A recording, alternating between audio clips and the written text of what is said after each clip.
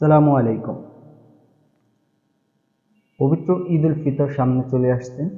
এরই মধ্যে আপনারা ইতিমধ্যে শুনতে পারছেন তর্ক বিতর্কে জড়ানো একটা বিজ্ঞাপন, যেখানে বিশ্বের কোটি কোটি মুসলমান, অনেক দেশ সেই কোকাকোলাকে বর্জন করেছে, বয়কট করেছে। ঠিক সেই সময় বাংলাদেশে কোকাকোলার পক্ষে পরিচিত কিছু মুখ তারা নতুন করে বিজ্ঞাপন নিয়ে আসছে যে তোমরা যে বয়কট বয়কট করো, এটা আসলে বৈদেশি পণ্য নয়। এভাবে করে তাদেরকে আবারও মানুষের সামনে নিয়ে আসছে, মানুষ যেন কোকাকোলার প্রতি আবারও আকৃষ্ট হয়।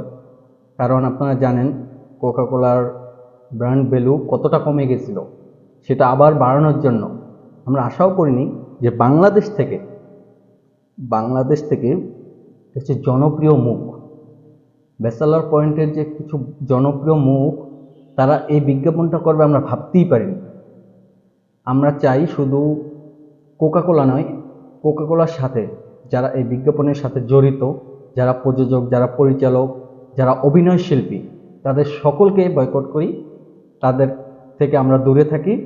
তারা মানুষকে পথ ভুলানোর চেষ্টা করছে দীর্ঘদিন যাবৎ।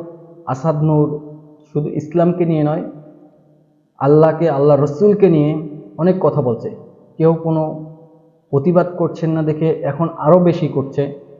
কোরআনকে সে বাজে বইয়ের সাথে কম্পেয়ার করছে এবং রাসূলকে নিয়ে অনেক খারাপ মন্তব্য করছে, যেগুলো মুখে বলা যায় না। তারপর আমরা চুপ রয়েছি, তার মানে তারা সুযোগ পেয়ে যাচ্ছে।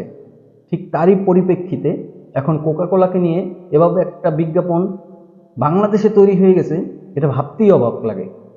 এখন আপনারা যারা চুপ আছেন তারা চুপ থাকুন, ভবিষ্যতে আরও কিছু দেখতে পাবেন, শুধু সময়ের অপেক্ষা।